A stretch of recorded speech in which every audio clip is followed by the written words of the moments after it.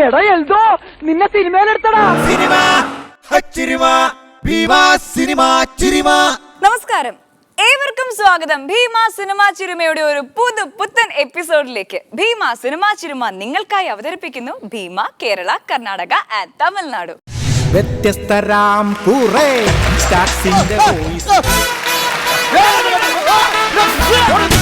അങ്ങോട്ട് ഇരിക്കുക, ഇങ്ങോട്ട് കിടക്കാൻ ഒരു ഉമ്മാരിയാ.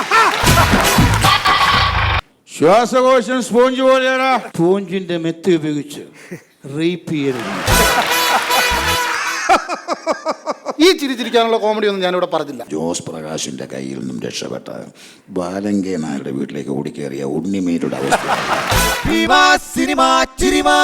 ഇന്നത്തെ ചിരിയുടെ തേരോട്ടം തുടങ്ങുകയാണ്. ഈ ഹാസ്യരഥത്തിന്റെ തേർ തെളിയിക്കാൻ വന്നിരിക്കുന്ന ചിരി രാജാക്കന്മാർ ആരൊക്കെയാണെന്ന് അറിയണ്ടേ? നമുക്ക് നോക്കാം.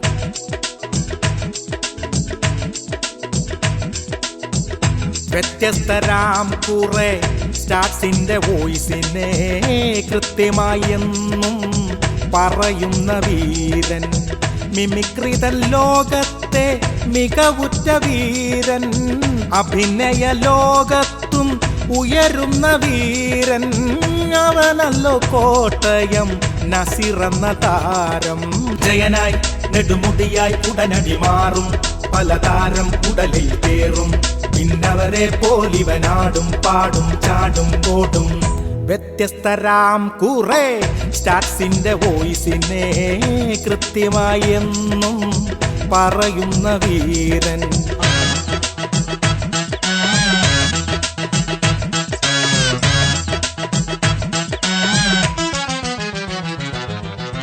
നിവർന്നങ്ങ് നിന്നിട്ട് കൈയിട്ടു കുത്തിയാൽ ഉടനടി മമ്മൂട്ടിയായവൻ മാറും.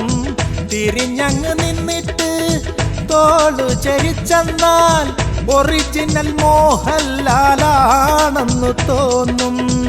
ടൗവൽ തലേ കെട്ടി നെഞ്ചു തിരുമ്മുമ്പോൾ ചേലുള്ള ബാലചന്ദ്രമേനോനാകും. ശ്വാസം പിടിച്ചും കൊണ്ട് വിരിഞ്ഞൊന്നു നിൽക്കുമ്പോൾ കൊച്ചിൻ ഹനീഫിക്ക ആണെന്നു തോന്നും. മിമിക്രിതൻ ലോകത്തെ മികവുറ്റ വീരൻ, അഭിനയ ലോകത്തും ഉയരുന്ന വീരൻ, അവനല്ലോ കോട്ടയം നസിറെന്ന താരം. ജയനായി നെടുമുടിയായി ഉടനടി മാറും, പലതാരം ഉടലിൽ കേറും, പിന്നവരെ പോലിവനാടും പാടും ചാടും ഓടും. ജയനായി നെടുമുടിയായി ഉടനടി മാറും, പലതാരം ഉടലിൽ കേറും, പിന്നവരെ പോലിവനാടും പാടും ചാടും ഓടും.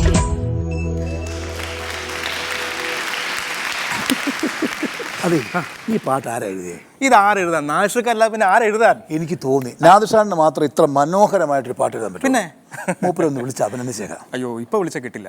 കാര്യം നാഷിക ഉമ്മറയ്ക്ക് പോയിരിക്കുക. ഉമ്മറയ്ക്കോ? ആ, കാര്യം ഇപ്പൊ നോമ്പാണല്ലോ. അപ്പൊ ഈ നോമ്പ് സമയത്ത് കള്ളം പറയരുത്, കള്ളം ചേരുന്നൊക്കെയാണല്ലോ. അപ്പൊ നാഷിക അറിയാതെ ഈ ആഴ്ച ഒരു വലിയ പാപം ചെയ്തു പോയി. അപ്പൊ അതിന്റെ പ്രായശ്ചിത്തമായിട്ട് പുള്ളി ഉമ്മറയ്ക്ക് പോയിരിക്കുക. എന്ത് പാവം? അല്ല, കഴിഞ്ഞ ദിവസം ഇങ്ങനെ സിദ്ദിഖ് സാറ് ഇങ്ങനെ വിളിച്ച് പറഞ്ഞു നാഷികയെ, അതായത് സിനിമാ ചിരിമയിൽ ഗസ്റ്റായിട്ട് വരുന്നത് കോട്ടയം നസീറാണ്. അപ്പൊ കോട്ടയം നസീറിനെ പുകഴ്ത്തി ഒരു പാരഡി പാട്ട് എഴുതണമെന്ന് പറഞ്ഞു. അതെന്താ കുഴപ്പമില്ല, അതിനിപ്പോ എന്താ തെറ്റിയിരിക്കുന്നത്? അല്ല, വേറെ തെറ്റൊന്നുമല്ല. കാര്യം ജീവിതത്തിൽ ആദ്യമായിട്ടായിരിക്കും ഒരാളെ കുറിച്ച് കല്ല് വെച്ച് നുണയുള്ള പാട്ട് നാഷിക എഴുതിയിരിക്കുന്നത്, അതും ഈ നോമ്പ് കാലത്ത്. അപ്പൊ അതിന്റെ പാവം തീർക്കാൻ വേണ്ടി പോയിരിക്കും ഉമ്മറ. അങ്ങനെ. അതെ അതെ അതെ. പക്ഷെ ഒരു കാര്യം ഞാൻ പറയാം, എന്നെ പുകഴ്ത്താനും സന്തോഷിപ്പിക്കാനോ ആണെങ്കിൽ നിങ്ങൾ ഈ പാട്ട് മലയാളത്തിലല്ല എഴുതേണ്ടത്. പിന്നെ എങ്ങനെയാണ്? ഒന്നില്ല ഹിന്ദിയിലോ അല്ലെങ്കിൽ ബംഗാളിലോ എഴുതണം. ഒന്ന് ഹിന്ദി ബംഗാളി. അതാണ് ഹിന്ദി ബംഗാൾ. പറഞ്ഞുതരാം. നമസ്കാർ ഭായി और बहनों, मेरा नाम कोटय नसीर, मेरा मातृभाषा मलयालम, मेरा राष्ट्रभाषा हिंदी, मुझे अपने लोक कोटയം നസീർ. ഇതെന്താ ഇത് ഹിന്ദി? അറിയാവുന്ന ഭാഷയിൽ പറഞ്ഞാൽ അല്ലുക. ഇനിയുള്ള കാലം നമ്മൾ കേരളത്തിൽ ജീവിക്കണമെങ്കിൽ ഒന്നില്ല ഹിന്ദി അല്ലെങ്കിൽ ബംഗാളി പഠിക്കേണ്ടി വരും. കാര്യം എവിടെ പോയാലും ഹിന്ദിക്കാരും ബംഗാളികളുള്ളൂ. ഹോട്ടലിൽ പോകാൻ വയ്യ, ഒരു ഷോറൂമിൽ പോകാൻ വയ്യ, എല്ലായിടത്തും ഹിന്ദിക്കാരൻ. കഴിഞ്ഞ ദിവസം ഒരു അമ്പലത്തിൽ പോയപ്പോൾ അവിടുത്തെ പൂജാരി വരെ ഹിന്ദിക്കാരനാണ്. ആ ലെവലിലേക്ക് മാറി. അപ്പോൾ പതുക്കെ ഇപ്പോൾ നമ്മൾ മലയാളത്തിൽ നിന്ന് ഹിന്ദിയിലേക്ക് ചുവട് മാറുകയാണെങ്കിൽ നമുക്ക് അവിടെയും പ്രോഗ്രാം ചെയ്യാം, ഇവിടെയും പ്രോഗ്രാം ചെയ്യാം. ഒക്കെയാണ് അതിന് തുടക്കം ഇട്ടത്. ഓ അത് ശരി. ഞാൻ ഹിന്ദി സിനിമകൾ ചെയ്യുന്നത് കണ്ടിട്ട് മിമിക്രി ഹിന്ദിയിലേക്ക് മാറ്റുകയാണ്. അത് മുൻകൂട്ടി കണ്ടു അതൊക്കെ മലയാളത്തിൽ നിന്ന് ഹിന്ദിയിലേക്ക്. ഞാൻ പടം ഇവിടെ ചെയ്യാമല്ലോ. അല്ല അങ്ങനെ ഉണ്ടായ സിദ്ദിഖ് സാറ് ഇത് താമസിയാതെ നസീർക്ക് തമിഴും പഠിക്കേണ്ടി വരും. കാര്യം ഇപ്പം നമ്മുടെ ആകെ ഉള്ളൊരു മുല്ലപ്പെരിയാർ തമിഴ്നാട് കൊണ്ടുപോയി, പിന്നെ 3 അണക്കെട്ടുള്ള തമിഴ്നാട് കൊണ്ടുപോയി, ഇനി കേരളം കൂടെ കൊണ്ടുപോയി കഴിഞ്ഞാൽ നസീർക്ക് അവിടെ നിന്ന് അൻപുള്ള മലയാളി മക്കൾക്ക് പോവാണ്. പ്രചോദനം നന്നായി ഡാൻസ് ചെയ്യും അല്ലേ? ഡാൻസ് പഠിച്ചിട്ടുണ്ടോ? ഡാൻസ് കുറച്ചൊക്കെ പഠിച്ചിട്ടുണ്ട്. അതിന്റെ ഡാൻസ് കാണുമ്പോൾ അറിയാം കുറച്ചേ പഠിച്ചിട്ടില്ല. ചുമ്മാ നാട്ടിക്കരുത്, അഡ്ജസ്റ്റ് ചെയ്ത്. അല്ല സാറേ, ഞാൻ ഈ ഡാൻസേഴ്സിനെ ശ്രദ്ധിക്കുകയായിരുന്നു. കാര്യം ഇപ്പോൾ എല്ലാവരും ഇങ്ങനെ വന്നു പോകുന്ന ഓരോ റിയാലിറ്റി ഷോയിലൊക്കെ വന്നു പോകുന്ന ആൾക്കാർ പൊതുവേ ഇച്ചിരി ജാടയുള്ള ആൾക്കാരൊക്കെ ഉണ്ട്. പക്ഷേ ഞാനിവിടെ വന്നപ്പോൾ മുതൽ ഇവരെന്നെ നോക്കിയിട്ട് ഇങ്ങനെ. അപ്പം ഞാനും ഇടയ്ക്കിടയ്ക്ക് ഞാനും തൊഴുന്നുണ്ട്. അപ്പം ഞാനിവരോട് ഇങ്ങനെ എത്ര റെസ്പെക്ട് ചെയ്യുന്ന പിള്ളേരാണ്. അപ്പോൾ പിന്നെ ഇവരെ എന്നെ കാണുമ്പോൾ ഇങ്ങനെ നിൽക്കും. അപ്പം ഞാനിങ്ങനെ തൊഴുതു. ഇവിടെ എല്ലാവരും എന്നെ നോക്കി ചിരിക്കുന്നത്. അപ്പം ഞാൻ പറഞ്ഞു, നിങ്ങൾ ദൈവത്തെ ഓർത്ത് ഞാൻ ഈ വരുമ്പോൾ ഇങ്ങനെ കാണിക്കരുത്. കാര്യം ഭവ്യത മതി, നമുക്ക് കുറച്ച് മതി എന്ന്. ഒരു പ്രാവശ്യം കാണിച്ചാൽ മതി. ഒരു പ്രാവശ്യം കാണിച്ചു. ഇതിപ്പോൾ എന്നെ കാണുമ്പോഴൊക്കെ ഇങ്ങനെ നിൽക്കുന്നുണ്ട്. അപ്പോൾ ഉടനെ ഞാൻ പ്രചോദനം കാണിക്കും. ഇങ്ങനെ കാണിച്ചു. അപ്പോൾ ഞാൻ പറഞ്ഞത് പ്രാർത്ഥിക്കാനാണ് മാറി എന്ന് പ്രാർത്ഥിച്ചാൽ പോരെ. പ്രാർത്ഥിച്ചല്ല, നമസ്കാരവും പറഞ്ഞല്ല. പിന്നെ ഞങ്ങൾ ഈ മുടി സ്പൈക്ക് ചെയ്താണ് ഇങ്ങനെ നിന്നിട്ട്. അവർ സ്പൈക്ക് ചെയ്യുമ്പോഴൊക്കെ നമ്മളിങ്ങനെ അവസ്ഥ പറഞ്ഞു. ഓക്കെ, നിങ്ങൾ ഒരുമിച്ച് പ്രോഗ്രാം പ്രചോദ് തുടങ്ങിയത് നാട്ടുകാരനാണ്, അതറിയാം. പക്ഷെ തുടങ്ങിയത് ഷാജോന്റെ കൂടെ കലാമൂരിലായിരുന്നു. വിദേശത്തൊക്കെ പോകുമ്പോൾ ഷാജോനെ ഒഴിവാക്കും, നസീറിന്റെ കൂടെ കൂടും. ഷാജോനുണ്ട്. ഞങ്ങളെല്ലാം ഒരുമിച്ച് പോയിരുന്നു. ഷാജോനായിട്ട് ഒരുമിച്ച് പോയിട്ടുണ്ട്. ഞാനും ഷാജോനും പ്രചോദും പോയിട്ടുണ്ട്. പിന്നെ പ്രചോദായിട്ട് ഞങ്ങളൊരു ജയറാം ഷോയ്ക്ക് വേണ്ടി ഞങ്ങൾ പോയിരുന്നു. ജയറാം ഷോയിൽ നസീറിന് എന്താ ചെയ്യണല്ലോ? ജയറാം മിക്കവാറും മലയാളത്തിലെ എല്ലാ നടന്മാരെ അനുകരിക്കുമല്ലോ. അപ്പോൾ നസീറും ഏതാണ്ട് അതാണ് സ്പെഷ്യലൈസ് ചെയ്തിരിക്കുന്നത് സ്റ്റാർസിന്റെ. അപ്പോൾ നിങ്ങൾ തമ്മിൽ ക്ലാഷ് ആവില്ലേ? ഇല്ല, അതാണ് ഏറ്റവും വലിയ ഒരു സുഖം. കാര്യം ജയറാമേട്ടൻ ചെയ്യുന്ന നസീർ സാറ് അങ്ങനെ കുറേ പേരുണ്ട്. അതിൽ ആലുവൽ സ്റ്റാനൊക്കെ ഉണ്ടാവും. അത് ഞാനും ചെയ്യുന്നുണ്ട്. അപ്പോൾ ഞങ്ങൾ തമ്മിൽ ഒരു ധാരണയുണ്ട്. ജയറാമേട്ടൻ ചെയ്യുന്ന അങ്ങനത്തെ കുറേ സ്റ്റാർസ് ഞാൻ അങ്ങ് വിട്ടുകൊടുക്കും. അപ്പോൾ എൻ്റെ ഒരു ജഗദീഷ് ചേട്ടന്, മേനോൻ സാറ്, പ്രസാദ് സാറ്, അങ്ങനെ കുറേ പേരുടെ ശബ്ദം ഉണ്ടാവും. പക്ഷേ ചേട്ടനോട് ഷോ ചെയ്യാൻ ഭയങ്കര രസമാണ്. കാര്യം നമ്മൾ ചെയ്യുമ്പോൾ അതിങ്ങനെ ആസ്വദിച്ചുകൊണ്ടേ നിൽക്കും. നമുക്ക് തന്നെ ഒരു ഭയങ്കര, നമ്മുടെ മനസ്സിൽ, എൻ്റെയൊക്കെ മനസ്സിൽ ഭയങ്കര ആരാധനയുള്ളൊരു മിമിക്രി കലാകാരനോടാണ് അദ്ദേഹം. അപ്പം അത് വെച്ചിട്ട് സ്റ്റേജിൽ പെർഫോം ചെയ്യാൻ ഭയങ്കരമായിട്ട് നമ്മളിങ്ങനെ എന്താ പറയുക എൻകറേജ് ചെയ്തുകൊണ്ടിരിക്കുന്ന ഒരാളാണ്. ജയറാം ഇവിടെ നിന്ന് ചെണ്ട കൊണ്ടുവന്നിട്ടുണ്ട്. അപ്പം മട്ടന്നൂർ ആശാൻ കൊടുത്ത ചെണ്ടയാണ്. അപ്പോൾ ആ ചെണ്ടയ്ക്കൊരു കുഴപ്പം വരാതിരിക്കാൻ വേണ്ടിയിട്ട്, ഈ തണുപ്പൊക്കെ കാലാവസ്ഥ മാറി മാറി വരും. അപ്പോൾ അതിനൊന്നും സംഭവിക്കാതിരിക്കാൻ വേണ്ടി ഇവിടുന്ന് ഒരു റെക്സിങ് കൊണ്ടൊരു നല്ല കവറൊക്കെ ഉണ്ടാക്കി അതിൻ്റെ അകത്ത് ഇട്ട് കുട്ടികളെ കൊണ്ടു നടക്കുന്ന പോലെയാണ് ചെണ്ടയായിട്ട് അദ്ദേഹം വരുന്നത്. അവിടെ കൊണ്ടുവച്ച് ഇതൊക്കെ തുറന്ന് എടുത്ത് വെച്ച് അതൊന്ന് ആസ്വദിച്ച് അങ്ങനെയൊക്കെ വെച്ചൊക്കെയാണ്. സ്റ്റേജിൽ പെർഫോമൻസ് ഉണ്ട്, ഭയങ്കര പെർഫോമൻസ് ആണ്. അപ്പോൾ ഈ ചെണ്ട എടുത്ത് അദ്ദേഹം പെർഫോം ചെയ്തിട്ട് പോയി. അപ്പോൾ ഇതൊരു വീപ്പ പോലെ കണ്ടാൽ ചെണ്ട എടുത്ത് കറുപ്പ് കളറും ഒക്കെയാണ്. അപ്പോൾ നമ്മൾ ഈ മേക്കപ്പ് റൂമിൻ്റെ അടുത്ത് വെച്ചിരിക്കുക. ഇതെല്ലാം കഴിഞ്ഞ് തിരിച്ചു വന്നപ്പോൾ അതിനകത്ത് മൊത്തം വേസ്റ്റ്, ഗ്ലാസും പിന്നെ ബർഗറും ഇതെല്ലാം. അവിടെ സായിപ്പ്മാർ വിചാരിച്ചത് ഇത് വേസ്റ്റ് ബോക്സ് ആണ്. അപ്പോൾ അത് ജയറാമേട്ടന് ഭയങ്കര ഫീലിങ്സ് ആയിപ്പോയി. കാര്യം ഇത്രയും പവിത്രമായിട്ട് കൊണ്ടുവന്നത്, മട്ടന്നൂർ കൊടുത്ത ചെണ്ട കൊണ്ടുവന്നത് ഇത് വേസ്റ്റ് ബോക്സ് ആയെന്ന് പറഞ്ഞ് ഭയങ്കര സങ്കടമൊക്കെ പെട്ടു. അപ്പോൾ അന്ന് രാത്രി ഇരുന്ന് പ്രചോദ് ഒരു കവിത എഴുതി. പിറ്റേ ദിവസം ജയറാമേട്ടൻ ഞങ്ങൾ പാടിക്കേപ്പിക്കുകയാണ്. ജയറാമേട്ടൻ ഒരു മോട്ടിവേഷൻ കൊടുക്കാൻ വേണ്ടി ഞങ്ങളെല്ലാം സങ്കടത്തിൽ നിന്നും അത് ചെണ്ടയെ കുറിച്ചാണ്.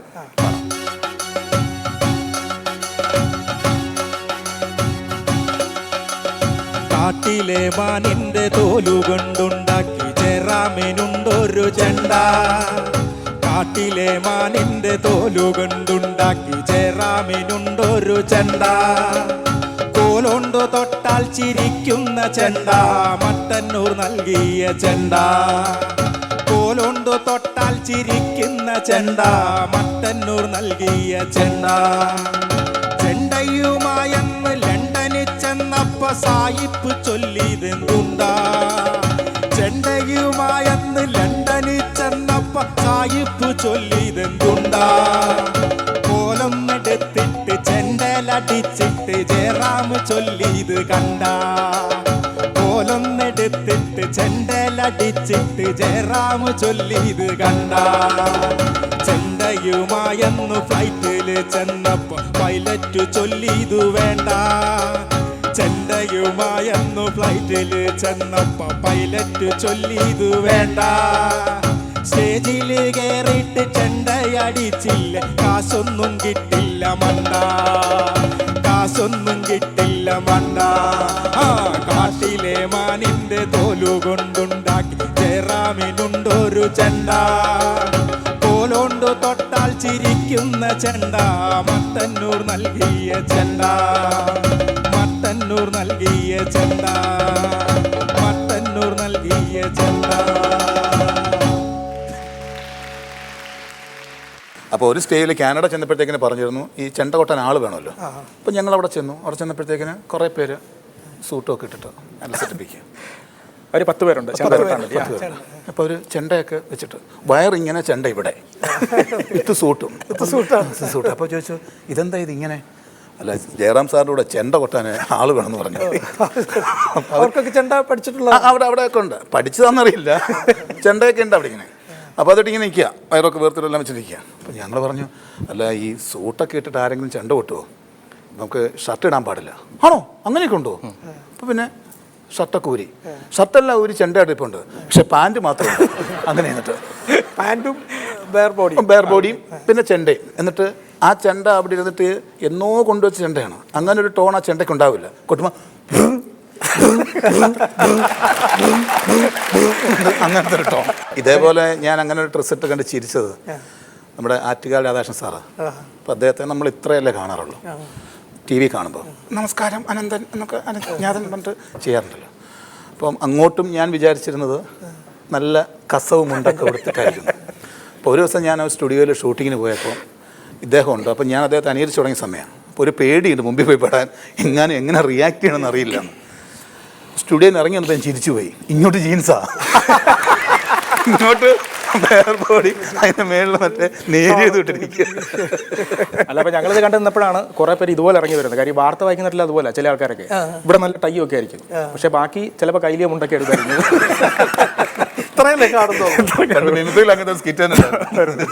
പിന്നെ ഈ ജയറാമിന്റെ കാര്യം പറഞ്ഞപ്പോൾ ജയറാമിന് ചെണ്ട പോലെ തന്നെയാണ് ആനയോടും വലിയ അതെപ്പോഴും പറയും ആസക്തിയുള്ള.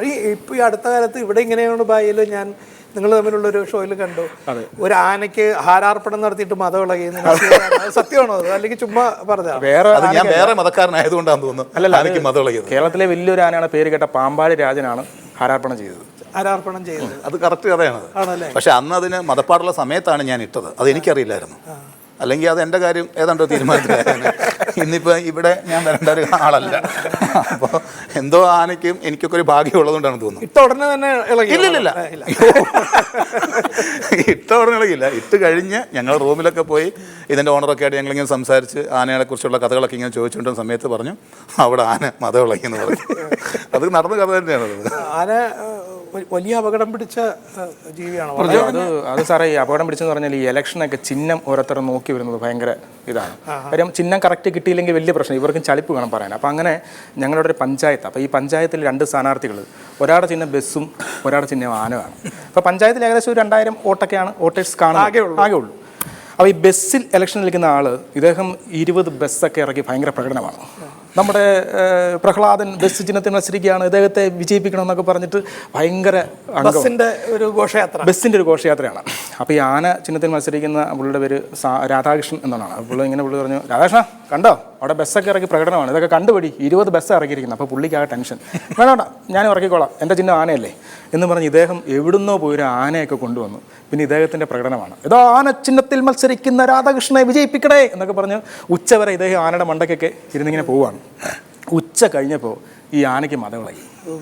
മതവിളകിയിട്ട് 2000 വോട്ടേഴ്സേ ഉള്ളൂ, അവിടെ 1500 പേരെ ആന കുത്തിക്കളഞ്ഞു.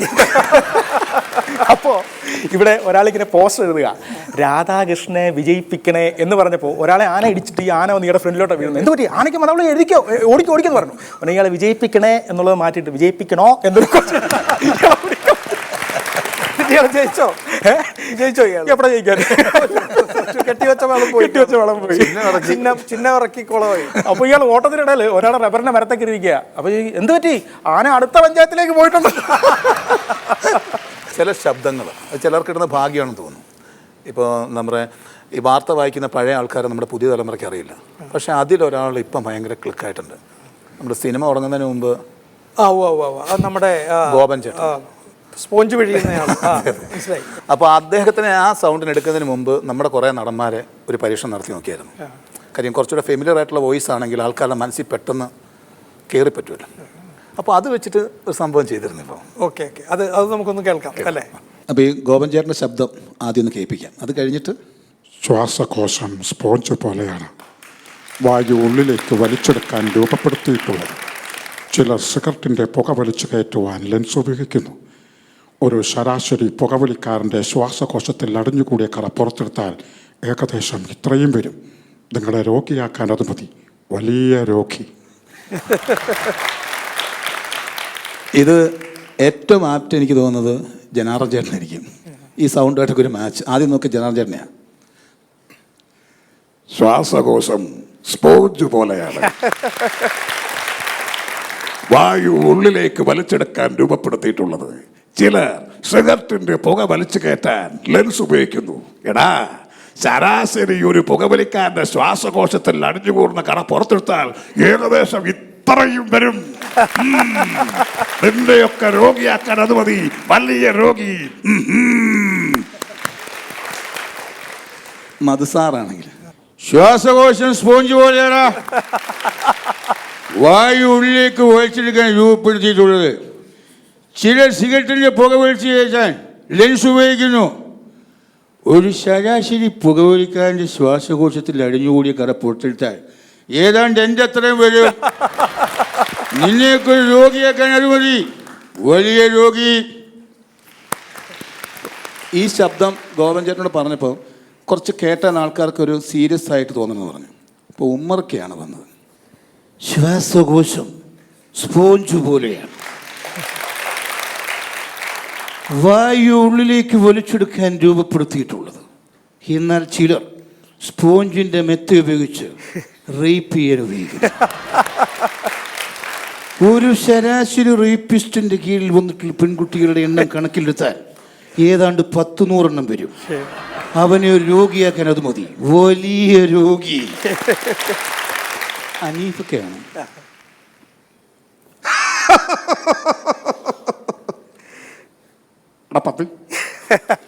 ശ്വാസകോശം ഉണ്ടല്ലോ, അത് സ്പോഞ്ച് പോലെയാണ്. ഒന്ന് അമുക്കിയാൽ മതി, പിതുങ്ങിപ്പോ. ഒരു ശരാശരി പുകവലിക്കാരന്റെ ശ്വാസകോശത്തിൽ അടിഞ്ഞൂടെ കറ പുറത്തെത്താണല്ലോ ഏതാണ്ട് ഇത്രയും വരും. എത്രയും വരും? ഇത്രയും. ഓ, അത്രയൊന്നും വരില്ല. ഇത്രയും അത്രയും വരില്ല. ഇത്രയും ഇല്ലില്ല, ഇച്ചിരി കുറയും. ഇത്രയുണ്ട്. ഞാൻ കണ്ടിട്ടില്ല. നീ കണ്ടിട്ടുണ്ടാ? മാമുക്കോയ അല്ല, ശ്വാസകോശം സ്പോഞ്ച് പോലെയാണ് മക്കളെ.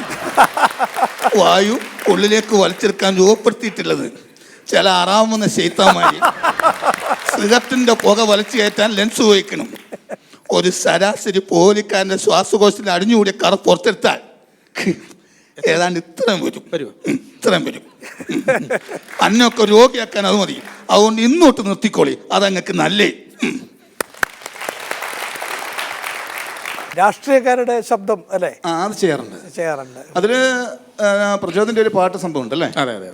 കാര്യം ഞാൻ അന്താക്ഷരി ഇതിൽ ചെയ്തത് ശരിക്കും അത് ആ ട്രിപ്പിന് പോയപ്പോൾ തന്നെ അപ്പം ആദ്യമായിട്ട് പറഞ്ഞപ്പോൾ നസീർഖാൻ ഒരു മോട്ടിവേഷൻ തന്ന കാര്യം നമ്മൾ താരങ്ങളുടെ ശബ്ദം രാഷ്ട്രീയ നേതാക്കളിലേക്ക് വരുന്നത്. അപ്പം അന്ന് ഞാൻ ചെയ്ത ഒരു സാധനം ബാബു നമ്പൂതിരി നേരെ AK ആൻ്റണി എന്ന് പറയുന്ന ആളിലേക്ക് മാറുന്നു ശബ്ദം. കാര്യം ചില ആൾക്കാരുടെ ശബ്ദം നല്ല സാമ്യമുണ്ട്. അപ്പം അന്ന് ബാബു നമ്പൂതിരിയിൽ തുടങ്ങി അദ്ദേഹം നമ്മുടെ AK ആൻ്റണിയിലേക്ക് മാറുന്നു. സത്യത്തിൽ നന്ദഗോപാലൻ വന്നു എന്ന് കേട്ടപ്പോഴേ എനിക്ക് സന്തോഷമായി. സ്വത്തും പണവും വീതം വെച്ച് കൊടുത്തു എന്ന് കേട്ടപ്പോൾ അതിലേറെ സന്തോഷമായി. സത്യം പറഞ്ഞാൽ ഞാനൊരു പാവ. സത്യം ഞാനൊരു പാവ. സത്യം ഞാനൊരു പാവ. സത്യം ഞാനൊരു പാവ.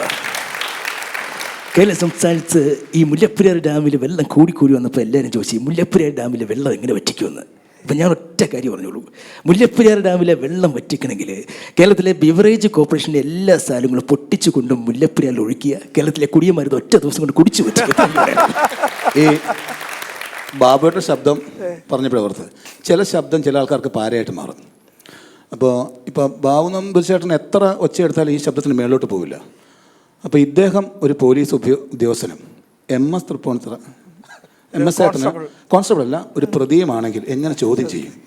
അദ്ദേഹം SI ആണ്, ഞാൻ MS കള്ളനാണ്. സത്യത്തിൽ നിങ്ങൾ തെറ്റ് ചെയ്തിട്ടുണ്ടോ?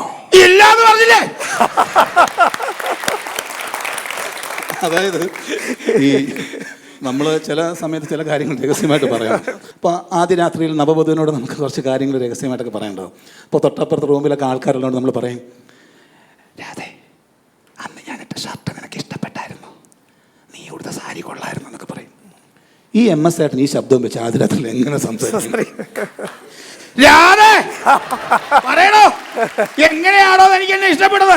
അങ്ങോട്ട് ഇരിക്കുക, ഇങ്ങോട്ട് കിടക്കുക, ഒരു ഉമ്മ വരിക. പഞ്ചായത്തിലുള്ള ആൾക്കാർ മുഴുവൻ കേൾക്കും. ആദ്യരാത്രി എപ്പോൾ പൊളിഞ്ഞു ചോദിച്ചാൽ മതി. ഞങ്ങൾ താമസിച്ച ഒരു സ്ഥലത്ത് അബദ്ധമുണ്ട്. കാര്യം ഞങ്ങൾ സാറേ താമസിച്ച് ഞങ്ങളൊരു ഫാമിലായിരുന്നു. സ്റ്റഫോർഡ് എന്ന് പറഞ്ഞ സ്ഥലമാണ്. സ്റ്റഫോർഡ്, UK സ്റ്റഫോർഡ് എന്ന സ്ഥലത്ത് ഒരു 3000 ഏക്കർ ഉള്ള ഒരു ഫാം ഹൗസാണ്. 10,000 പശുക്കൾ, പിന്നെ കുതിര, ഭയങ്കര രസമുള്ള സ്ഥലമാണ്. അപ്പോൾ അതിനകത്ത് ആ ഫാം ഹൗസിലാണ് ജയറാമേട്ടനടക്കം ഞങ്ങൾ 25 ദിവസം താമസിച്ചത്. അവിടെ നിന്നാണ് പിന്നെ പ്രോഗ്രാമിന് പോകുന്നത്. ബാക്കി പ്രചോദനം പറയും ഒരു കഥയുണ്ട്. സാധാരണ ട്രിപ്പിന് പോകുമ്പോൾ ഈ പെൺകുട്ടികളൊക്കെ നമ്മളോട് കാര്യം ഈ ട്രിപ്പിന് വരാത്ത കുറേ ആൾക്കാർ ട്രിപ്പിന് പോകുന്നവരെ കുറിച്ച് ഒരുപാട് കാര്യങ്ങളൊക്കെ പറഞ്ഞു. ആണുങ്ങളെ കുറിച്ച് പറഞ്ഞു അയാളുടെ അടുത്ത് അധികം അടുക്കരുത്, കുഴപ്പക്കാരനാണെന്നൊക്കെ നല്ലൊരു റിസൾട്ട് കൊടുത്താൽ വിടും. ഒരു പിക്ചർ ഉണ്ട്. അപ്പോൾ ഒരു 2 ആഴ്ച ആകും ഇവരൊന്ന് സിംഗായി വരണമെങ്കിൽ. അപ്പോൾ ഇങ്ങനെ ഇടയ്ക്ക് സമ്പ്രദാസനുണ്ട്, മീരാനന്ദനുണ്ട്, മീരാനന്ദൻ്റെ അമ്മ, ഇവരെല്ലാവരും ഉണ്ട്. അപ്പോൾ ഒരു വലിയ സീരിയസ് ആയിട്ടുള്ള ഇഷ്യൂ വന്നു. മീരാനന്ദൻ്റെ സമ്പ്രദാസനുടെയും റൂമിൻ്റെ വാതിക്കൽ രാത്രിയിൽ ആരോ നിരന്തരമായി മുട്ടുന്നു. ആരാണ്? നസീറാണോ? അല്ല, ഞാൻ നസീറൊക്കെ നോക്കി, നസീറൊക്കെ എന്നെ നോക്കി, മൊത്തത്തിൽ അങ്ങോട്ടും എല്ലാവരും ഒരു കൺഫ്യൂഷൻ. ആരാണ് മീരാനന്ദൻ്റെയും സമ്പ്രദായത്തിൻ്റെയും റൂമിൻ്റെ വാതിക്കൽ രാത്രി മുട്ടുന്നത്? അപ്പോൾ ഞങ്ങൾ മേളത്തെ നിലയിലും ഇവരൊക്കെ താഴെ ഇതായിട്ട് നിൽക്കുകയാണ്. ജയറാമേട്ടൻ അപ്പോൾ രാവിലെ 5 മണിക്ക് നടക്കാൻ പോകും. അപ്പോൾ ജയറാമേട്ടൻ ഇത് വെച്ചിട്ട് ജയറാമേട്ടൻ നടപ്പ് നിർത്തി. കാര്യം ജയറാമേട്ടൻ എന്നല്ല പറഞ്ഞാലും അങ്ങനെ ഒരു ചീത്ത നടപ്പായിട്ട് മാറിയെന്നറിയാം. അപ്പം 3-4 ദിവസമായിട്ട് എല്ലാവരും ഭയങ്കരമായിട്ട് നേരത്തെ കയറി കിടന്ന് ഉറങ്ങുന്നു. എല്ലാവരും നോക്കുന്നുണ്ട്, ഉറങ്ങി എന്നൊക്കെ പറഞ്ഞ് ഉറങ്ങുന്നു. അങ്ങനെ ഒരു 4-ാം ദിവസമായപ്പോഴാണ് കള്ളനെ പിടികിട്ടിയത്. വേറെ ആരുമില്ല, കാരണം അവിടെ ഈ ഗർഭിണിയായ 2 പശുക്കളുണ്ടായിരുന്നു. അപ്പോൾ ഈ പശുക്കളെ ഇങ്ങനെ രാത്രിയിലേക്ക് അഴിച്ചു വിട്ടിരിക്കുകയാണ്. അപ്പോൾ ഇതിങ്ങൾ ഇങ്ങനെ ചെന്നിട്ട് ഈ വാതൊക്കെ രാത്രി 2 മണിയായപ്പോൾ അപ്പം മീരാന്തൻ്റെ അമ്മ പറഞ്ഞു, എന്നെ പ്രത്യേകിച്ച് പേരെടുത്തിട്ട് അമ്മ എന്ന് വിളിച്ചെന്ന് പറഞ്ഞു. അപ്പോൾ ഈ പശു എന്നിട്ട് നേരെ ഡോറിനോട് നിന്ന് അങ്ങനെ അതായിരുന്നു ഈ തട്ട് കേട്ടോണ്ടിരുന്നത്. അപ്പോൾ ഈ പരസ്പരമായിട്ടുള്ള ഒരു വിശ്വാസം മാറാൻ വേണ്ടി ആ ഒരു ചെറിയൊരു സംസാരം ഉണ്ടായിരുന്നെങ്കിൽ ആ ട്രിപ്പ് തകർന്നു പോകും എല്ലാവരിലും. പിന്നെ നിങ്ങൾ സ്റ്റേജിൽ രാഷ്ട്രീയക്കാരുടെ അവതരിപ്പിക്കുന്ന അന്താക്ഷരി ചെയ്തിട്ടുണ്ടായിരുന്നു. അത് ആദ്യം നമ്മളൊരു അമ്മ ഷോയ്ക്ക് വേണ്ടിയിട്ടാണ് അന്താക്ഷരി ചെയ്തിരുന്നത്. ഞാൻ ദിലീപേട്ടന്, ജയറാം തുന്നലിനോട് കൂടി എന്നിട്ട് സംഭവം ചെയ്തു. അതിൻ്റെ രാഷ്ട്രീയക്കാരുടെ ഒരു വേഷം ഉണ്ടായിരുന്നു. അത് ഈ ഒരക്ഷരം കൊടുക്കുകയാണ്. അക്ഷരം കൊടുത്തിട്ട് ഇവർ ഒരു സ എന്ന് പറയുന്ന അക്ഷരം കൊടുക്കും, പല അക്ഷരങ്ങൾ കൊടുക്കും. അപ്പോൾ ഇത് വെച്ചിട്ട് ഇവർ പെട്ടെന്ന് പാട്ട് പാടണം. അപ്പോൾ അതിൽ അച്യുതാനന്ദ സാർ പാടും, പിന്നെ നമ്മുടെ കരുണാകരൻ സാർ ഉണ്ടായിരിക്കാം, ഉമ്മൻചാണ്ടി സാറ്, ഇവരെല്ലാം കൂടെ ചേർന്നൊരു അന്താക്ഷരി ചെയ്യുന്ന ഒരു സാധനം. അപ്പോൾ ആദ്യം അച്യുതാനന്ദ സാർ തുടങ്ങുകയാണ്. സൗരോർജം, ഇത് സൗരോർജം, സർക്കാരിനെ ഞെട്ടിച്ചൊരു സരിതോർജം. ശാലുന്റെ പാലൊന്നു കാച്ചാനായി ചെന്നപ്പോൾ ആഭ്യന്തര മന്ത്രി പെട്ടു. ഗത്യന്തരമില്ലാതെ മന്ത്രി പെട്ടു. സൗരോർജം, ഇത് സൗരോർജം, സർക്കാരിനെ ഞെട്ടിച്ചൊരു സരിതോർജം. ശാലുന്റെ പാലൊന്നു കാച്ചാനായി ചെന്നപ്പോൾ ആഭ്യന്തര മന്ത്രി പെട്ടു. ഗത്യന്തരമില്ലാതെ മന്ത്രി പെട്ടു. ഇനി സാവച്ച് ആര് പാടും? അപ്പോൾ നമ്മുടെ കരുണാകരൻ സാർ ഉണ്ടായിരുന്നെങ്കിൽ അദ്ദേഹം പാടിയനെ. സോളാറിൽ മുങ്ങിത്തപ്പി മുഖ്യമന്ത്രി വിങ്ങിപ്പൊട്ടി, തന്നെ മാത്രം കണ്ടില്ലല്ലോ, താൻ മാത്രം പെട്ടില്ലല്ലോ. സെയ്താലിക്കുട്ടി, സെയ്താലിക്കുട്ടി, സെയ്താലിക്കുട്ടി. ഇനി ഉമ്മൻചാണ്ടി സാറാണ് പാടുന്നെങ്കിൽ ഒരു നല്ല പാട്ടാണ് അദ്ദേഹം പാടുന്നത്. എ വെച്ചിട്ട് പാടും അല്ലേ? എ വെച്ച് സാർ ഒരു പാട്ട് പാടണം. എ വെച്ച് പണ്ട് കോളേജിൽ പഠിച്ചപ്പോൾ പാടിയിട്ടുള്ളതാണ്. ഇപ്പോൾ ശ്രമിക്കാം. ഒരു തമിഴ് പാട്ടാണ്. ഓ, കൂട്ടുമായിട്ടാണോ അതോ പിച്ച? എന്നമോ ഏതോ കാശ് വാങ്ങിയത് സരിത, കൂട്ടു നിന്നത് ചോപ്പൻ, പെട്ടുപോയത് ഞാനും. എന്നമോ ഏതോ. ഈ ഉമ്മൻചാണ്ടി സാറിനെ അനുകരിക്കുന്നത് അദ്ദേഹത്തിന്റെ അടുക്കൽ തന്നെ പെർഫോം ചെയ്തിട്ടുണ്ടല്ലോ നേരിട്ട്? ഉണ്ട്. അദ്ദേഹം കറുകച്ചാലിൽ ഒരു ഫംഗ്ഷൻ നടക്കുകയാണ്. അപ്പോൾ അദ്ദേഹമാണ് ചീഫ് ഗസ്റ്റ്, മുഖ്യമന്ത്രി ആയിരിക്കുന്ന സമയത്ത്. അപ്പോൾ അതിനു മുമ്പ് നാട്ടിലെ ഒരു കലാകാരൻ നിലയിൽ എന്നെയൊക്കെ വിളിച്ചിട്ടുണ്ട്. സാറ് വരാൻ കുറേ താമസിച്ചപ്പോൾ നമ്മുടെ MLA ഉണ്ട്, ജയരാജൻ സാറ് പറഞ്ഞു, ആൾക്കാരൊക്കെ ഇരിക്കില്ല, എന്തെങ്കിലും ഒന്ന് മിമിക്രി നസീർ ഫസ്റ്റ് ചെയ്യൂ. ഞാൻ പറഞ്ഞു, പിന്നെ നമ്മുടെ നാട്ടുകാർ കൂടെ പഠിച്ചവർ ഒക്കെ ഉള്ള ആൾക്കാർ. ഞാൻ പറഞ്ഞു ചെയ്യാമെന്ന് പറഞ്ഞ് ഉമ്മൻചാണ്ടി സാറിനെ ഇങ്ങനെ അനുകരിച്ചുകൊണ്ടിരിക്കുകയാണ്. ചെയ്തുകൊണ്ടിരുന്നപ്പോൾ സാറ് കയറി വന്നു. അപ്പോൾ ആൾക്കാർ സാറിനെ എന്നെ നോക്കി മാറി ചിരിയായി. സാറ് കയറി വന്ന് ഞാൻ നിർത്തി. അപ്പോൾ എൻ്റെ അടുത്തൊന്ന് പറഞ്ഞു, പിന്നെ സൈലൻ്റാണ്, ആൾക്കാർ ചിരിയാണ് അങ്ങോട്ടും ഇങ്ങോട്ടും കുറച്ച് നേരത്ത്. അപ്പം എൻ്റെ വിടവ് നികത്തി അല്ലേ? ഞാൻ കുറച്ച് കേട്ടു. എനിക്ക് ഏറ്റവും പ്രിയപ്പെട്ട ആളാ, എന്നെ നന്നായിട്ട് അനുകരിക്കുന്ന ആളാ. Okay okay. സാറ് ഭയങ്കര ഇൻട്രസ്റ്റ് ആയിട്ട് തന്നെ നമ്മുടെ മനോരമയുടെ ഷോയിൽ സിദ്ദിഖൊക്കെ പറഞ്ഞിരുന്നു, സിദ്ദിഖ് മമ്മൂക്കൊക്കെ പറഞ്ഞിരുന്നു, മറ്റേ എന്താണ് കഥ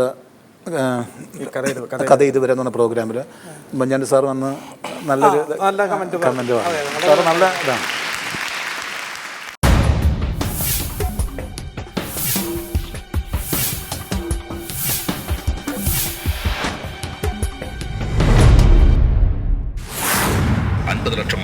$50 ലക്ഷം രൂപ, അരക്കോടി രൂപ ഒന്നാം സമ്മാനം നൽകുന്ന കേരളത്തിന്റെ പിൻപിൻ ഭാഗ്യക്കുറിയുടെ നാമമാത്രമായ ടിക്കറ്റുകൾ. എന്റെ പൊന്നെ, എവിടെ ചെന്നാലും ഈ ലോട്ടറിക്കാരെ കൊണ്ടുള്ള ശല്യം. എന്നാ ഒച്ചപ്പാട് അജു ഞാൻ എങ്ങനെ ഞങ്ങളായിരുന്നു ഒറിജിനൽ മൂവേഴ്സ്. അത് കളിക്കും. Good morning, Bangalore. You're listening to 91.9, the radio station for a fun young Bangalore.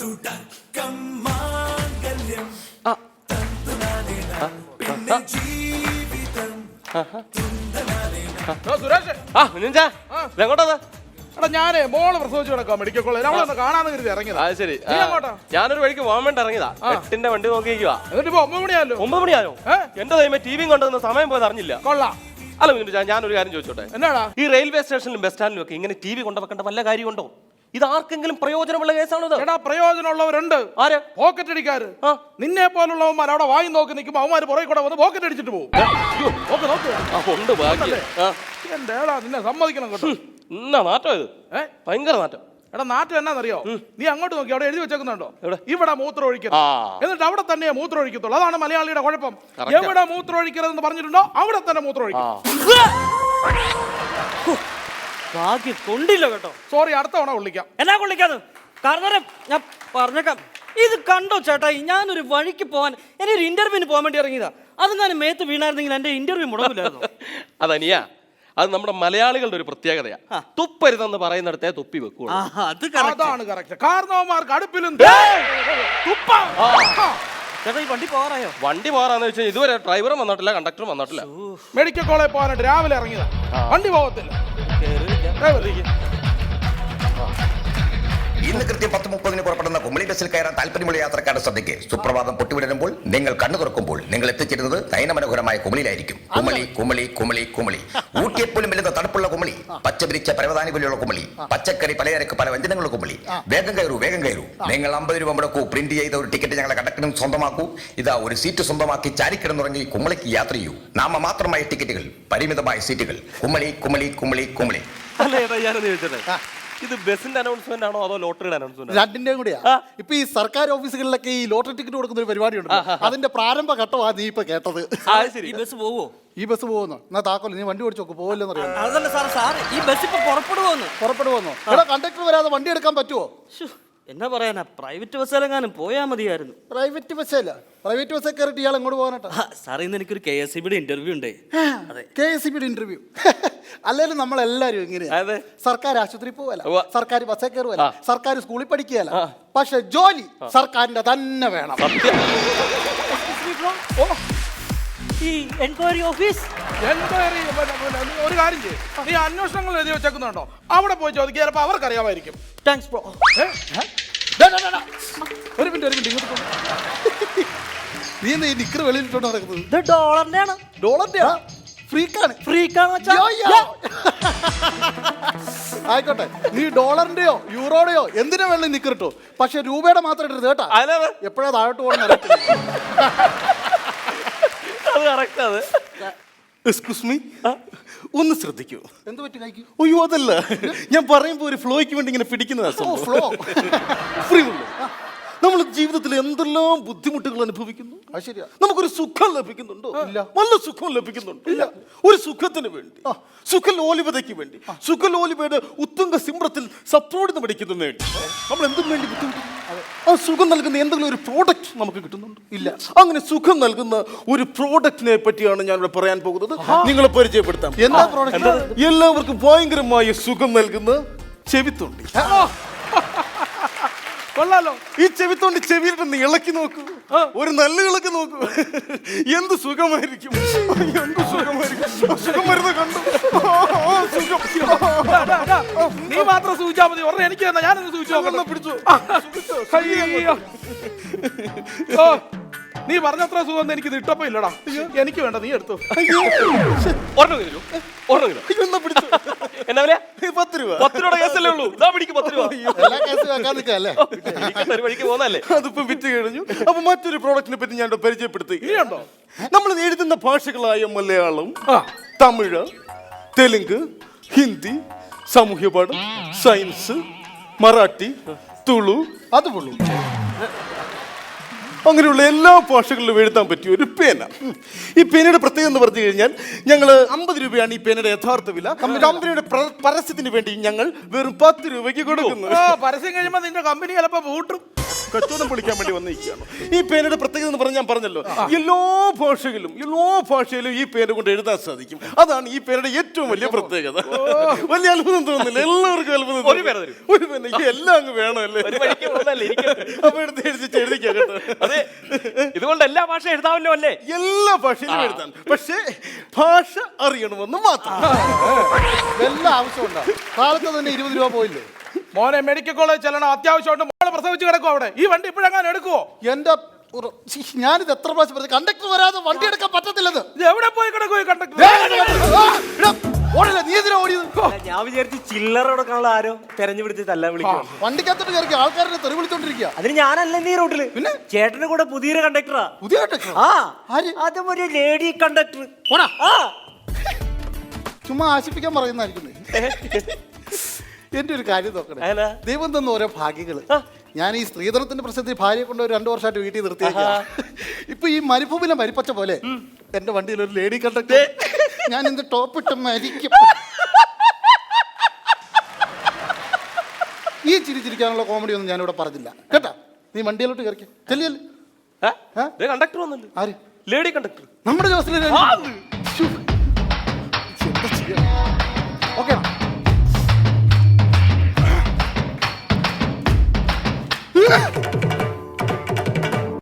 നീയോ?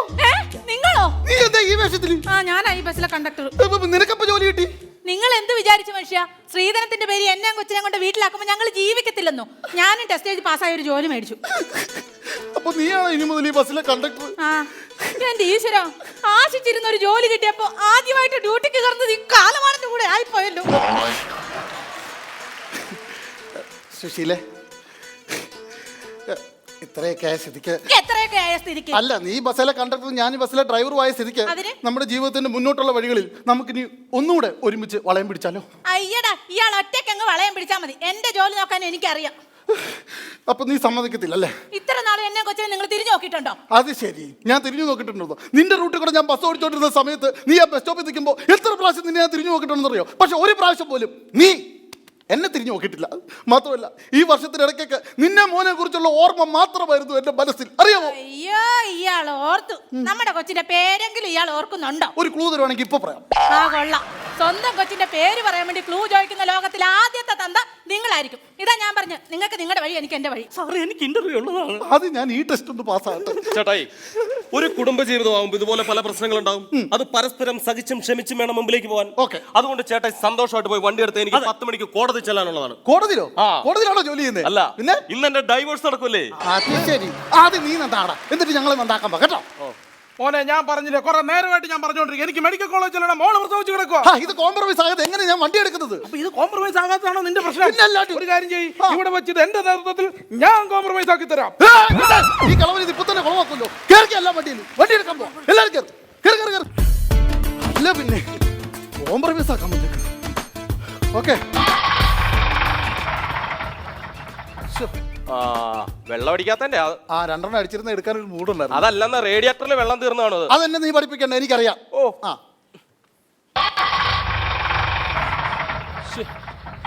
ഒന്ന് താങ്ങി അങ്ങ് എടുക്കുന്നേ, സീറ്റിംഗ് ആയിക്കോളും. എങ്ങനെ താങ്ങി എടുത്താൽ മതി, സീറ്റിംഗ് അല്ലേ? ആണല്ലേ? പിന്നെ നല്ല താങ്ങ സീറ്റിംഗ് ആയോ? നീ എന്നെ വണ്ടി ഓടിക്കാൻ പഠിപ്പിക്കണ്ട കേട്ടോ.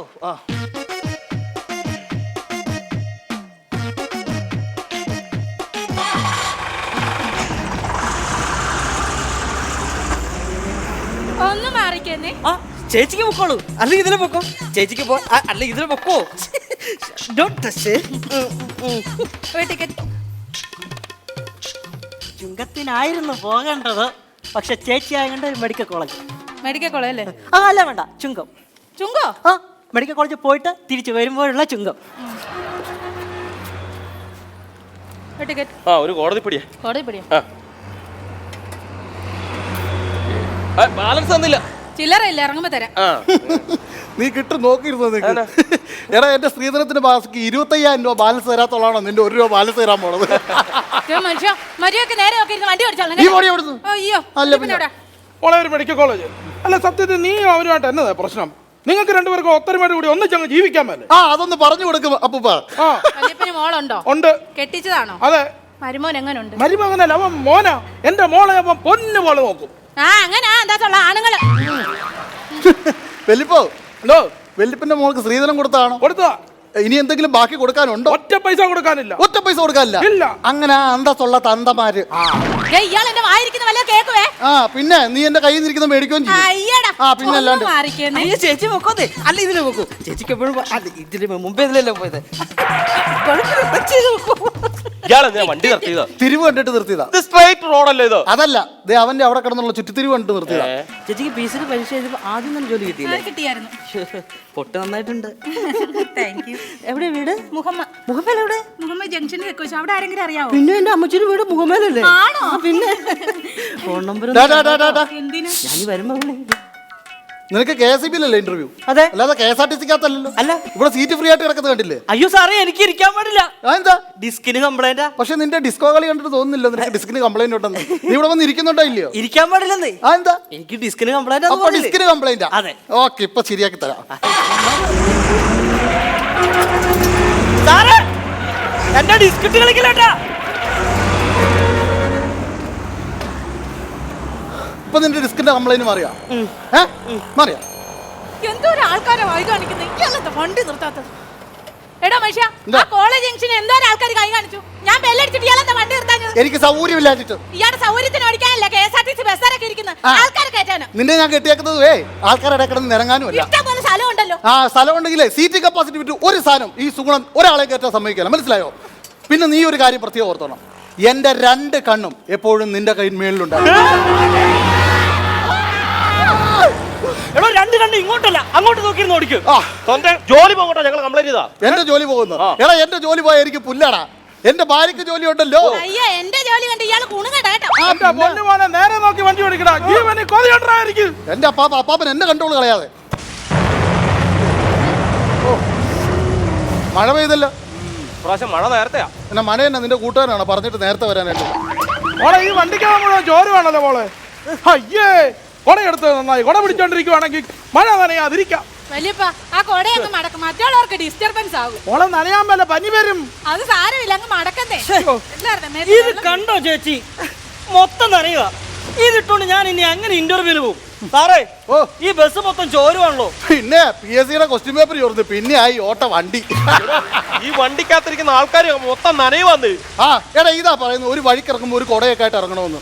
ഒരു കാര്യം ചെയ്താലോ, ഈ അടുത്ത് കാണുന്ന കടയിൽ അവിടെ ഒന്ന് നിർത്തിയാലോ, നമുക്കൊരു 10 മിനിറ്റ് കയറി നിന്നിട്ട് പോവാം. ഇനി നിർത്തുമൊന്നും വേണ്ട, സമയം പോയി, വണ്ടി പോട്ടെ. അല്ല തന്നെ നിർത്തിയപ്പോ പ്രശ്നമാണ്. സ്റ്റാർട്ട് ആകുന്ന കാര്യം എനിക്ക് തന്നെ സംശയമാണ്. പണി പാളി മോനെ. വണ്ടിയുടെ വലിമുട്ടിയെന്ന് തോന്നുന്നു കേട്ടോ. വണ്ടിയുടെ വലിമുട്ടിയതല്ല, പിന്നെ ആ കാർന്നൂരിന്ന് വലിക്കുന്നത്. കണ്ടിട്ട് കൊതിയായിട്ടും പാടില്ല. ഈ വലിവന്റെ വണ്ടിക്കുണ്ടായിരുന്നെങ്കിലുണ്ടല്ലോ ഞാനിത് എപ്പോഴാ മെഡിക്കൽ കോളേജിൽ എത്തിച്ചേരെന്നറിയോ? അയ്യോ, ഇത്തിരി വെള്ളം തായോ. പിന്നെ കെട്ടിയോന് പച്ചവെള്ളം കൊടുക്കാത്തരാ നിങ്ങൾക്ക് പച്ചവെള്ളം തരാൻ പോണത്. വെല്ലിപ്പിന് വെള്ളം വേണമെന്നുണ്ടെങ്കിൽ വാ വിളിച്ച് മുകളിലോട്ട് നോക്കിയിരിക്കും, ഇഷ്ടം പോലെ വെള്ളം കിട്ടും. ഈ ബോഡി കൊടുത്തു മോളെ ഒന്ന് തിരുമിത്താ. തിരുമിക്കോളെ, ഇല്ലെങ്കിൽ KSRTC ആംബുലൻസ് ആവും.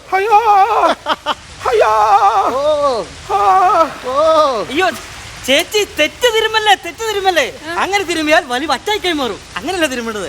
ചേച്ചി അവിടെ കൈ വെച്ചേ. അടാ ഇങ്ങനെ തിരുമണം. ഇങ്ങനെ തിരുമുമ്പോ നല്ലൊരു സുഖം ഉണ്ടാവും. എന്റെ വെല്ലുവിളിക്ക് എല്ലാ ആഴ്ചയിലും വലി വരുന്ന, അപ്പൊ ഞാനല്ല തിരുപ്പി കൊടുക്കുന്നത്. ഇപ്പൊ സുഖമുണ്ടോ? പിന്നെ അപ്പൊ ചെയ്ത് എപ്പോഴും വരാറുണ്ടോ? ഇല്ല, വലി വരുമ്പോ മാത്രമേ ഉള്ളൂ. അതാണ് മഴ വരുമ്പോ മാത്രമേ ഉള്ളൂ മോനെ. എന്നാ ഇപ്പൊ കുറഞ്ഞോളൂ, മഴ മാറിയല്ലോ. അയ്യോ മഴ മാറിയോ? അയ്യോ കുഴപ്പമില്ല തിരുമ്മ. എന്തിനാ മോളെ ഈ വണ്ടി നിർത്തിയത്? പറഞ്ഞാൽ വണ്ടി നിർത്തിയല്ലോ ചേട്ടാ. എന്നെ വണ്ടി നിർത്തിയ വണ്ടിക്ക് ഒരു ചെറിയ കംപ്ലൈന്റ്. ആ ഞാൻ പറഞ്ഞില്ല റേഡിയേറ്റർ ചൂടായി. ഓ ചേട്ടായിക്കാ ചൂട്. ഇയാള് വണ്ടി എടുക്കാൻ നോക്കിക്കേ. നിന്റെ തിരുമല കഴിച്ചോ? നിന്റെ തിരുമല കഴിച്ചിട്ട് ഞാൻ വണ്ടി എടുക്കാം. അല്ല നീ കുറെ നേരമല്ല അവന് നീ കൂടെ കിടന്ന് നിങ്ങൾ തിരുമാൻ തുടങ്ങിയിട്ട് ഞാനൊരു കെട്ടിയല്ലേ ഞാൻ ഇതൊക്കെ കണ്ടോണ്ടിരിക്കും. ഇയാൾ എന്തുവായി പറയുന്നത്? ഈ വല്യപ്പന് വേലാഞ്ചേരി ഞാൻ തിരുമ്പി കൊടുക്കുമല്ലായിരുന്നോ? നീ തിരുമിയത് എനിക്ക് മനസ്സിലായി. നിന്റെ കൈയുടെ മേലെ കൈ വെച്ച് അവൻ തിരുമിയത് എനിക്ക് മനസ്സിലായി. ചേട്ടാ ഞാൻ ചേച്ചിനെ ഒന്ന് സഹായിച്ചു കൊടുത്തതേ എടാ ഞാൻ അത്രേ പറഞ്ഞുള്ളൂ. നീ സഹായിച്ചു കൊടുത്തു, ഇവള് സഹകരിച്ചു കൊടുത്തു. അല്ല പിന്നെ ചേട്ടായി ഒന്നും ആലോചിക്കാല്ല, ഡൈവോഴ്സ് ചെയ്തോളാം. കേറിപ്പോടാത്ത നിന്നെ ഇടയ്ക്ക് വിളിച്ചോ? അയ്യോ നിന്നെ ഇടയ്ക്ക് വിളിച്ചോന്ന്. അയ്യോ എന്റെ മോനെ, എനിക്കൊരു വയ്യാഴിക വന്നോണ്ടല്ലേ അവര് തിരുമേണ്ടി വന്നത്. കിളവാ താൻ മിണ്ടി പോരുത്. താൻ ഒറ്റ ഒരുത്തിന് അവർക്ക് അവസരം ഉണ്ടാക്കി കൊടുത്തു. ഞാനോ? മോനെ ഒരു കാര്യം ചെയ്യും, ഞാൻ കാരണമാണല്ലോ ഇതൊക്കെ സംഭവിച്ചത്. ഞാൻ മോനോട് മാപ്പ് ചോദിക്കാം. എന്നോട് നിങ്ങൾ മാപ്പ് ചോദിക്കണ്ട. ഈ കാണിച്ചതിനൊക്കെ അവള് മാപ്പ് ചോദിച്ചാൽ മതി, ഇല്ലെങ്കിൽ ഞാൻ വണ്ടി എടുക്കത്തില്ല. പിന്നെ മോളെ അവൻ മാപ്പ് ചോദിച്ചാല് അവൻ വണ്ടി എടുക്കൊള്ളാ പറയാ. നീ അവനോട് പോയി മാപ്പ് ചോദിച്ചേ. പിന്നെ മാപ്പന്റെ പട്ടി പറയും. അത് കറക്റ്റാ അല്ലേ? അതെ അവള് മാപ്പ് പറയത്തില്ലെന്നാ പറയുന്നത്. ഒരു കാര്യം ചെയ്യും, നീ ഒരു മാപ്പ് അവളോട് ചോദിച്ചോ. ഞാനെന്തിനാ മാപ്പ് പറയുന്നത്? അവളല്ലേ എന്നോട് മാപ്പ് പറയേണ്ടത്? പറഞ്ഞ പോലെ അത് ശരിയാണ്. അതെ മോളെ, ഒന്നുമില്ലല്ലോ നിന്റെ അച്ഛന്റെ പ്രായമില്ലേ? എന്റെ കെട്ടിയോനോ? അല്ലെന്ന് എനിക്ക് ഞാൻ പറയുന്ന കേട്ട് നീ മോളെ അവന്റെ കാല് പിടിച്ചൊരു മാപ്പ് പറ. ഞാൻ പറയത്തില്ല. എന്റെ പൊന്നു പെങ്ങളെ 10 മണിക്ക് കോടതി ചെല്ലാനുള്ള ഒരു മാപ്പ്. ചേച്ചി എനിക്കൊരു ഇന്റർവ്യൂ ഉണ്ട്, അത് എന്നൊന്ന് പറയേച്ചി. അങ്ങനെ മോളെ ഞങ്ങൾക്ക് പോകാൻ ധൃതിയുള്ളതുകൊണ്ട് മോള് പറയുന്നത് ഈ പ്രായമുള്ള മനുഷ്യൻ പറഞ്ഞുകൊണ്ട് ഞാൻ പറയാം. ഈ സൈസ് മാപ്പാണ് ഇവിടെ വണ്ടി എടുക്കൂല. ഈ സൈസ് മാപ്പാണ് വണ്ടി എടുക്കാൻ പറ്റത്തില്ല. അതെന്താ ഇങ്ങനൊന്നും അല്ല മാപ്പ് പറയേണ്ടത്. ഞാൻ ആഗ്രഹിക്കുന്ന പോലെ നീ മാപ്പ് പറയണം. അത് ഞാൻ പറഞ്ഞു തരാം. എൻ്റെ അടുത്തോട്ട് ചേർന്ന് നിന്ന് സ്നേഹത്തോടു കൂടി എൻ്റെ തോളെ കൈവച്ച് എൻ്റെ താടിക്ക് പിടിച്ചിട്ട് പറ എന്നോട് മാപ്പ്. അപ്പൊ ഞാൻ എടുക്കാൻ വണ്ടി കേട്ടാ. ഈ മോന്തോന്റെ താടിക്ക് പിടിക്കാല്ല, താടിക്കെട്ട് തട്ടാനോ. വണ്ടി എടുക്കാൻ പറ്റത്തില്ല. മോളെ നീ ഒരു മാപ്പ് പറ, ഞങ്ങൾക്കൊക്കെ പോയിട്ട് ഇച്ചിരി അത്യാവശ്യമുണ്ട്, അതുകൊണ്ടല്ലേ പറയുന്നത്. ഒന്ന് ഒരു മാപ്പ് പ്ലീസ്. വെറുതെ ഒന്ന് ശ്രമിച്ചു പറഞ്ഞു. ചുമ്മാ സൈഡ് ഒന്ന് ചെറുതായിട്ട് അഡ്ജസ്റ്റ് ചെയ്ത് ഒരു ചെറിയ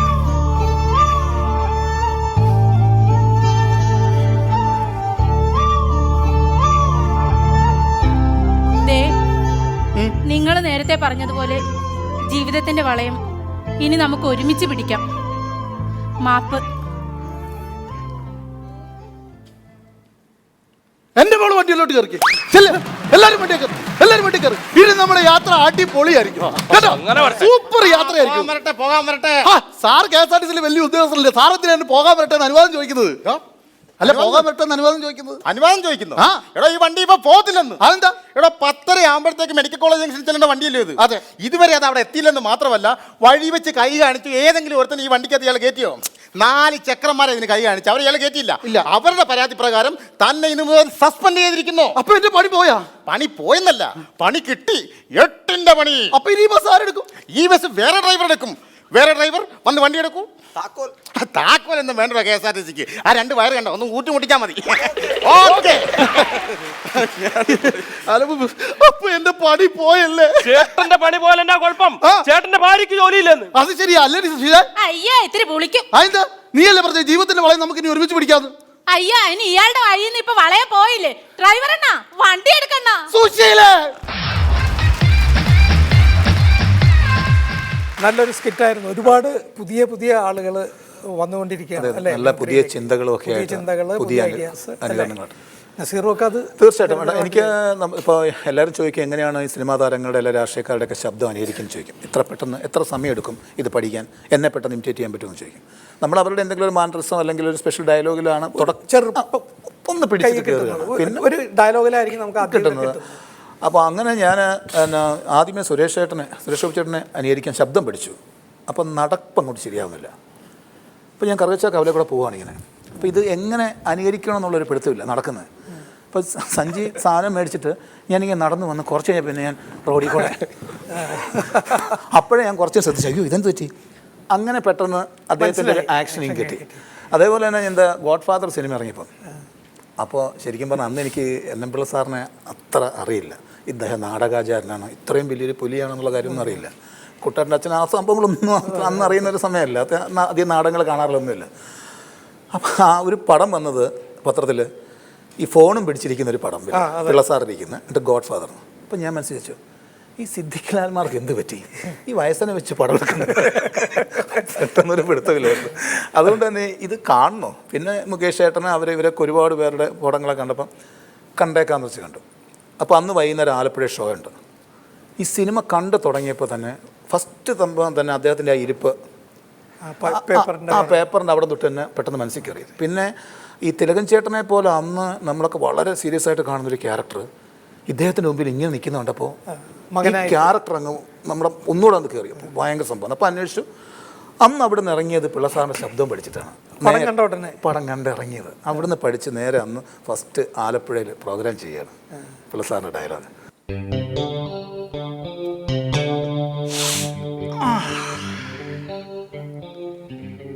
നീയല്ലടാ പറഞ്ഞത്?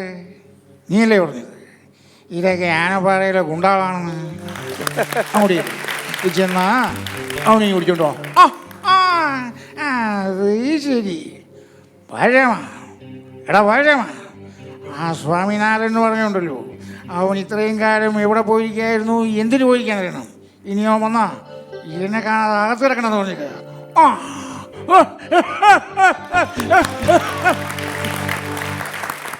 അതുപോലെ ഡിഫറെൻ്റ് ആയിട്ടുള്ള ഇപ്പോൾ ടി വിയിലുള്ള ആളുകളുടെ അല്ലേ, ടി വി അവതാരകരുടെ ശബ്ദങ്ങൾ ഒക്കെ അനുകരിക്കാൻ തുടങ്ങി. പിന്നീട് അതിൽ എനിക്ക് തോന്നുന്നത് ആദ്യമേ പ്രകൃതി ശബ്ദങ്ങൾ, പിന്നെ സിനിമാ താരങ്ങൾ, അത് കഴിഞ്ഞിട്ട് രാഷ്ട്രീയക്കാർ, പിന്നെ ചാനലിലെ അവതാരകരിലേക്ക്. അപ്പോൾ അതിൽ എനിക്ക് തോന്നുന്നത് ഞാനടക്കമുള്ള കുറേ കലാകാരന്മാർ ഏറ്റവും കൂടുതൽ അനുകരിക്കുന്നത് ശ്രീ ടി എൻ ഗോപകുമാർ സാറിനെയാണ്. അദ്ദേഹത്തിൻ്റെ കണ്ണാടി എന്ന് പറഞ്ഞ പ്രോഗ്രാമാണ് ഏറ്റവും കൂടുതൽ ചെയ്യാറുള്ളത്. അപ്പോൾ ഇപ്പോഴത്തെ ഒരു സിറ്റുവേഷനുമായിട്ട് അദ്ദേഹം ആ പ്രോഗ്രാം അവതരിപ്പിച്ച മാന്യ പ്രേക്ഷകർക്ക് കണ്ണുകടിയിലേക്ക് സ്വാഗതം. കണ്ണുകടി ഈ ആഴ്ച കടന്നു ചെല്ലുന്ന ഒരു പ്രത്യേക വിഷയത്തിലേക്കാണ്. ഇന്ത്യയിൽ ഒരു ഭരണമാറ്റം അടുത്തിടെ ഉണ്ടായി. താടിക്കാരൻ മാറി മോഡിക്കാരൻ പ്രധാനമന്ത്രിയായി. എന്നിട്ടും രക്ഷയില്ല. ഡീസലിനും പെട്രോളിനും ഗ്യാസിനും വരെ വില കൂടി. ഒന്ന് ഏമ്പക്കം പോലും വിടാൻ പേടിച്ചു നിൽക്കുകയാണ് ഇന്ത്യയിലെ ജനം. ഇത് കണ്ടപ്പോൾ കണ്ണുകടി പഴയ ഒരു സിനിമാ കഥയാണ് ആലോചിക്കുന്നത്. പഴയകാല വില്ലൻ നടനായ ജോസ് പ്രകാശിൻ്റെ കയ്യിൽ നിന്നും രക്ഷപ്പെട്ട ബാലങ്കെ നായരുടെ വീട്ടിലേക്ക് ഓടിക്കേറിയ ഉണ്ണിമേരുടെ അവസ്ഥയായി കണ്ണുകടി അവസാനിക്കുന്നു. നന്ദി, നമസ്കാരം. Thank you so much. വളരെ നന്നായിരുന്നു.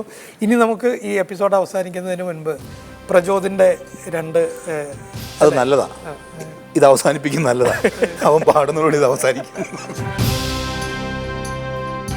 വാറ്റുവീണ മണ്ണിൽ നിന്നുയർന്നു വന്ന ബ്രാൻഡുകൾ ബീവറേജിൽ 100 പേരിലായി പിറക്കവേ ആർത്തിമൂത്ത് അന്തിയായാൽ ക്യൂവിലുന്തി നിൽക്കണ്. ആയിരങ്ങൾ നൽകി നമ്മൾ വഴിയിൽ വീണുറങ്ങണോ സിയാ ലലലലാ ഓപ്പിയാ. നാളെയൊന്നാം തീയതിയാണ്, ഇന്ന് തന്നെ വാങ്ങണം. പാറടച്ചാൽ അപ്പോൾ തന്നെ മിലിറ്ററിക്കാരെ തപ്പണം. മദ്യമെന്ന വസ്തുഭൂവിൽ തീരുകില്ലൊരിക്കലും. മദ്യ കേരളത്തിൽ റേഷനായി നൽകണം. മദ്യമെന്ന വസ്തുഭൂവിൽ തീരുകില്ലൊരിക്കലും. മദ്യ കേരളത്തിൽ റേഷനായി നൽകണം.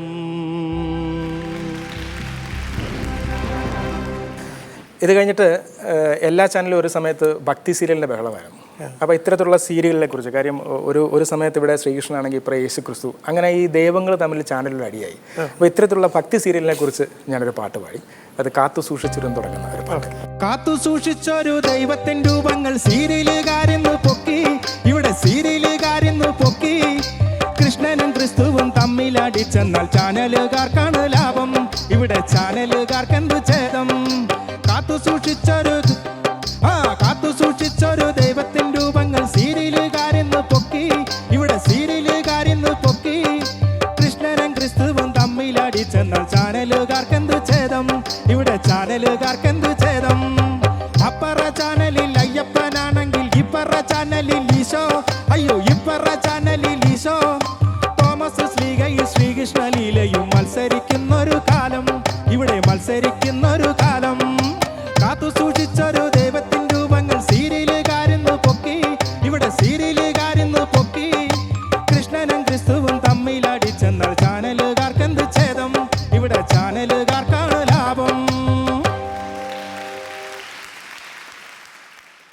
ചിരി കുടുംബത്തിന്റെ പുത്തൻ അനുഭവങ്ങൾക്കായി നമുക്ക് കാത്തിരിക്കാം. അടുത്ത എപ്പിസോഡ് വരെ ഭീമ സിനിമ ചിരുമ നിങ്ങൾക്കായി അവതരിപ്പിച്ചത് Bhima, Kerala, Karnataka and Tamil Nadu. Good bye.